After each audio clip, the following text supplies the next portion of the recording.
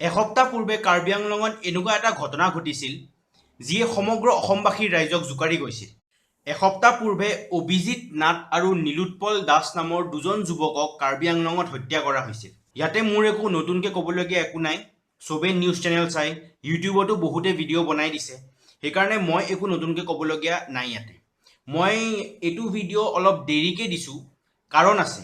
মই এইটো ভিডিঅ' চব ইউটিউবাৰবোৰে অলৰেডি সিহঁতৰ ওপৰত ভিডিঅ' বনাইছে, কিন্তু মই মোৰ ভিডিঅ'টো মই এসপ্তাহ পিছত দিছোঁ। মই আপোনাক কম কিয় দিছোঁ পিছত, ভিডিঅ'টোৰ শেষৰ পিনে মই কৈ আছোঁ যে এইটো ভিডিঅ' মই এসপ্তাহ পিছত কিয় দিলোঁ। জুন 8 তাৰিখে অভিজিত আৰু নীলোৎপলক সোপা ধৰাৰ অভিযোগ দি তাৰে স্থানীয় ৰাইজে হত্যা কৰিছিল। কোনো ওলাই নাহিল সেই বদমাছ মানুহকেইজনক বাধা দিবলৈ।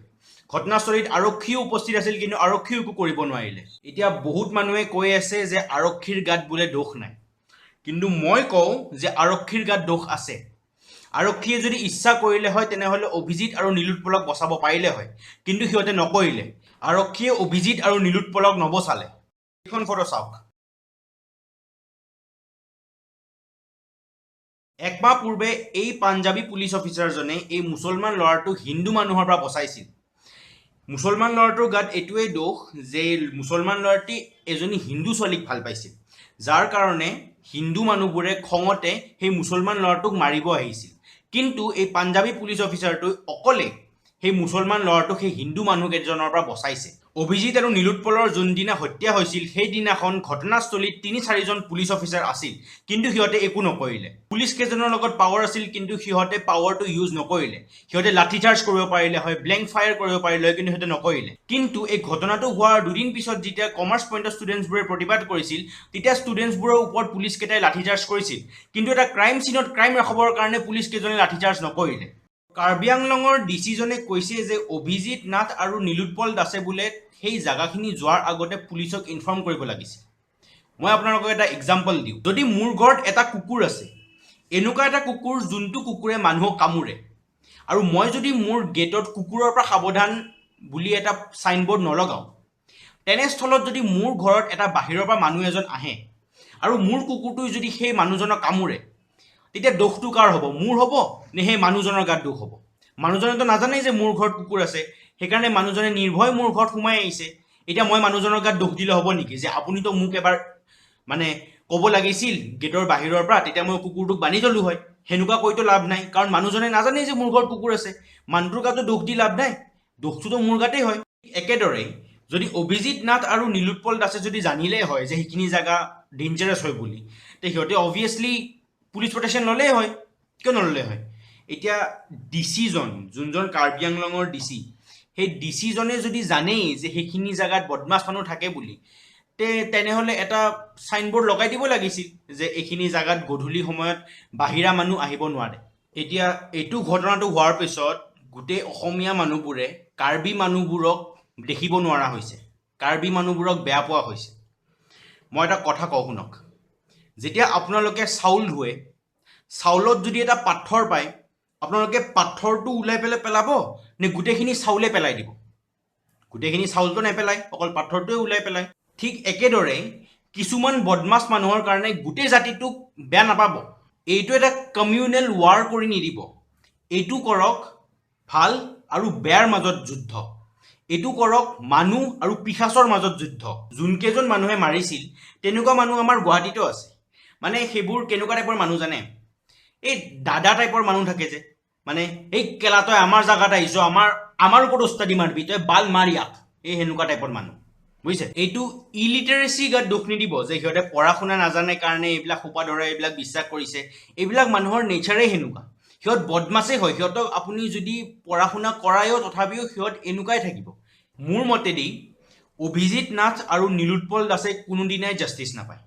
কিয় নাপায়? কাৰণ যোনকেইজন মানুহে সিহঁতক মাৰিছিল সেইকেইজনক পুলিচে এৰেষ্ট কৰিছে, আৰু পুলিচে এৰেষ্ট কৰিছে যেতিয়া জাষ্টিচ কোনোদিনাই নাপায়। এতিয়া পুলিচে এৰেষ্ট কৰিছে মানে কি? সিহঁতৰ জেইল হ'ব। জেইল কিমান বছৰ হ'ব? খুব বেছি 3 বছৰ। ঠিক আছে, ধৰি লওঁ 10 বছৰ। 10 বছৰ জেইল নহয়, তথাপিও ধৰি লৈছোঁ যে সিহঁতৰ 10 বছৰ জেইল হ'ব। এতিয়া সেই মানুহকেইজনে যোনটো ক্ৰাইম কৰিছে, দুজন নিৰ্দোষী মানুহক বিনা কাৰণত মাৰি পেলাইছে, এতিয়া সেই ক্ৰাইমটোৰ কাৰণে জানো 10 বছৰ জেইল এনাফ? 10 বছৰ বাদ দিয়ক, লাইফ ইমপ্ৰিজনমেণ্ট কৰিলেও সেইটো শাস্তি এনাফ নহয় সিহঁতৰ কাৰণে। 5 বছৰ পূৰ্বে 2013 চনত ঝংকাৰ শইকীয়া বুলি এজন ল'ৰাক অটোৱালাবোৰে মিলি মাৰিছিল ডিফুত, বাপেকৰ সন্মুখত মাৰিছিল। এই অটোৱালাকেইটাক পুলিচে এৰেষ্ট কৰিছে, কিন্তু এতিয়া কি হ'ল? সিহঁত ওলাই আহিল জেলৰ পৰা। যদি সেই কেছটোত ষ্ট্ৰিক্ট একশ্যন ল'লে হয়, তেতিয়া হয়তো আজি অভিজিত নাথ আৰু নীলোৎপল দাস বাচি থাকিলে হয়। কাৰণ যোনকেইজন মানুহে মাৰিছিল সিহঁতে হয়তো ভাবিলে হয়, সিহঁতে ভয় খালে হয় যে নাই ভাই 5 বছৰ আগতে এনেকুৱা হৈছিল এটা কেছ, মানুহকেইজনে মাৰিছিল, সিহঁতক বহুত মানে ডাঙৰ শাস্তি দিছে, আমি নকৰোঁ ভাই, আমি বিৰাট ডাঙৰ শাস্তি পাই যাম, সিহঁতে ভয় খালে হয়। এইবাৰো একেই হ'ব। সিহঁতক পুলিচে এৰেষ্ট কৰিছে, সিহঁতৰ 3 বছৰ বা 4 বছৰ জেইল হ'ব, ওলাই আহিব, আকৌ 6 বছৰ মানৰ পিছত আকৌ এজন মানুহক মাৰিব বিনা কাৰণত। হয়তো আপোনাক মাৰিব পাৰে, হয়তো মোক মাৰিব পাৰে। মই ভিডিঅ'টো আৰম্ভ হোৱাৰ সময়তে কৈছিলোঁ যে মই এইটো ভিডিঅ' ঘটনাটো হোৱাৰ এসপ্তাহ পিছত দিছোঁ। কিয় দিছোঁ কাৰণটো মই এতিয়া ক'ম। কাৰণ এসপ্তাহ আগতে যোনটো মানুহৰ গৰম তেজ আছিল, সেই গৰম তেজটো মানুহৰ এতিয়া ঠাণ্ডা হ'বলৈ ধৰিছে। এতিয়া কালিৰ পৰা ফুটবল ৱৰ্ল্ড কাপ আৰম্ভ হৈছে। ফুটবল ৱৰ্ল্ড কাপ আৰম্ভ হৈছে যেতিয়া অভিজিত নাথ আৰু নীলোৎপল দাসৰ যোনটো কেছ আছিল, সেই কেছটো এতিয়া মানুহে লাহে লাহে পাহৰি যাব। পাহৰি নাযায়, মই এইটো কোৱা নাই যে মানুহে পাহৰি যাব, কিন্তু প্ৰায়ৰিটিটো কমি যাব। মানুহে এসপ্তাহ আগতে যিমান ইম্পৰ্টেঞ্চ দি আছিল, এতিয়া লাহে লাহে ইম্পৰ্টেঞ্চটো কমি যাব। এতিয়া কালি ঈদ আছে আৰু লাহেকৈ মানুহৰ গৰম বন্ধ আৰম্ভ হ'ব। গৰম বন্ধত মানুহে বাহিৰত ফুৰিব যাব, আৰু এতিয়া ফুৰিব গ'লেতো কোনো অভিজিত আৰু নীলোৎপলৰ কথা ভাবি নাথাকে, হয়নে নাই? মই এইটো ভিডিঅ' সেইকাৰণে বনাইছোঁ যাতে আপোনালোকক মই মনত পেলাব পাৰোঁ যে অভিজিত নাথ আৰু নীলোৎপল দাসে এতিয়ালৈকে জাষ্টিচ পোৱা নাই। মই আপোনালোকক এনজয় কৰিব মানা কৰা নাই, এনজয় কৰক, কিন্তু আপোনালোকে পাহৰি নাযাব এইটো কথা। কাৰণ এবাৰ যদি পাহৰি যায়, কেছটো হাতৰ পৰা গুচি যাব। হয়তো 2025 চন বা 2024 চনত আপোনাৰ ভাগ্য বেয়া হ'ব পাৰে, মোৰ ভাগ্য বেয়া হ'ব পাৰে।